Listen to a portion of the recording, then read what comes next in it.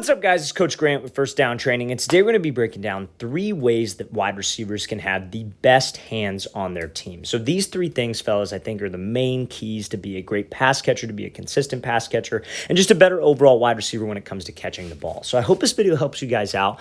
But also, fellas, if you're a wide receiver and you want to improve your route running, you want to improve your press release game, you want to know specific drills to do to work on those aspects, check out that very first link in the description below for our 8-week on-field wide receiver workout plan. So what you'll get access to is over 200 drills over a 2-month-long schedule with sets, reps, and examples of each one. So check out that very first link below if interested, fellas. Let's get started. So this first catch here is from Sky Moore, Chiefs training camp, and we're going to be talking about how you guys can make these tough catches and the mechanics of the catch. So when he makes this catch, I'm going to show it from this angle because it's a good thing. The first thing that you always have to make sure of is not necessarily, a lot of people talk about hand placement, right? Like if the ball is low, you want your pinkies connected. If the ball is high, thumb connected. That's basic advice. I'm not here to give you basic advice. What do you do after that point? You got to make sure, you hear the phrase all the time, wide receivers want soft hands. What does that exactly mean? And that means that you don't want to let the ball bounce off of your palms. You want to stay in the fingers or the webbing of your hand, as I like to say. So you see when this ball hits his hands, where are his hands placed? It's the webbing of his fingers. It's not like the ball's bouncing off of his palms. So many wide receivers will come over the middle and, a quarterback will throw a bullet pass. We get this question a lot. Coach, how can I catch a bullet pass over the middle, catch in traffic with my hands? It seems like the ball just bounces off. You got to make sure that we are in a good habit of catching in my fingers. Now, I'm not saying that Moore is thinking about that right now because I'm willing to bet all the money I have that he is not thinking about that. He's probably just thinking about making the catch, just getting in a position to make the catch. So that's what we have to build on in the off season, or when I'm doing drill work, the lonely work, to build this good habit, right? When you're just catching balls from a quarterback, when somebody's throwing the ball to you, you're doing drill work, it should always be the correct mechanics. And that is catching the ball in the fingers. Do not let the ball bounce off the palms. Catch in the fingers, because that is where my strength should be. Now, when I say strength, I mean grip strength. So that is something a lot of people ask, oh, Coach, how can I get better hands if I don't maybe have a quarterback to throw to me? And that comes down to grip strength and hand-eye coordination, obviously. So, working tennis ball drills, but, maybe doing something like fingertip push-ups, farmer's carry, where you grab 2 heavy dumbbells and you walk with them, something to improve this finger strength and that hand strength, because that is what will help you with soft hands and catching the ball not on your palms. Let's play this thing again, full speed one more time. This is a hell of a catch here right now by Sky Moore. And again, it helps you with the hard catches, helps you with the jump ball, helps you with the routine, easy ones, and being more consistent. So now, what are some 2 things that can help you with over-the-shoulder catches? So we look at another catcher from Sky Moore. This guy's balling out in training camp as well. When that ball is thrown over the shoulder, the second tip that are going to make your hands better, make sure my hands are late.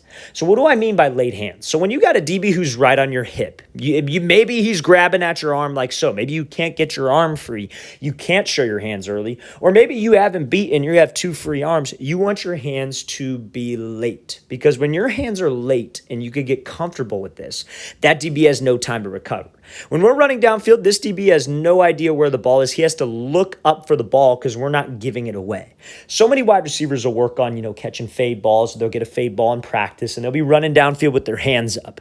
When you're running with your hands up, number 1, you're going to be slower. Number 2, if there's a DB on your hip, he knows exactly where that ball is going to be, and he can play your hands.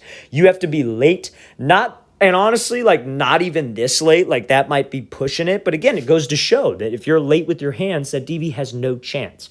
I would maybe, if that's a perfect scenario, try to catch it a little bit higher than this. But you just don't want to run with your arms out.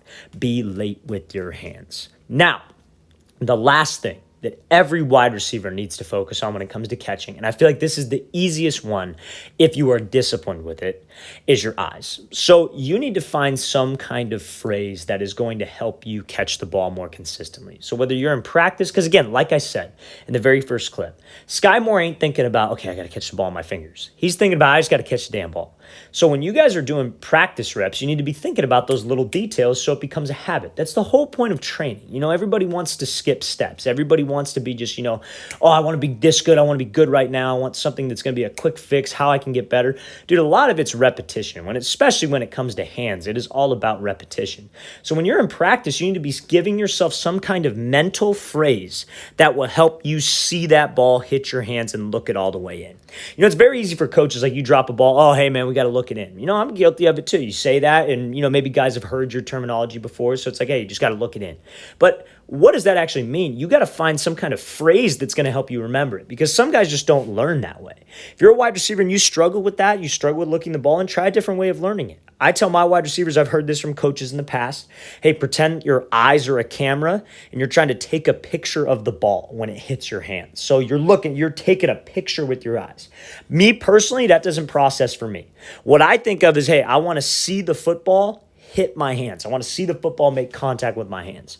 Something when I coached high school receivers, we would have them do this every day. I'd have them just basically run, easy ups, quick 5-yard outs, 5-yard ins, whatever it is. But every time I threw them a ball, they would have to verbally call out if they see the laces or if they see no laces when they tuck the ball away. So it just builds that habit. So when they're in a game, ain't nobody dropping a ball, because they all have that habit of looking the ball in.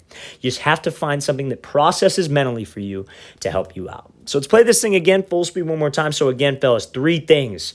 Catching the ball in my fingers. Not my fingertips, because that's how you're going to jam a finger, but the webbing of your hand, not the palms. Number 2, over the shoulder. We want to be late. Don't give that DB time to recover. And number 3, I want to make sure that I'm taking that picture with my eyes or finding some kind of phrase that will help me look this ball all the way in. Let's play this thing again, full speed one more time. Great job by Sky Moore making that over-the-shoulder diving catch on this route.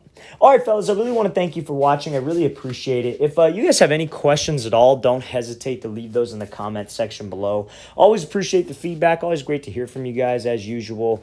And again, fellas, if you would like a full 2-month wide receiver on-field workout schedule, all the drills wide receivers need to be doing to improve route running, releases, hands, the works, check out that very first link in the description below. I'll see you guys next time.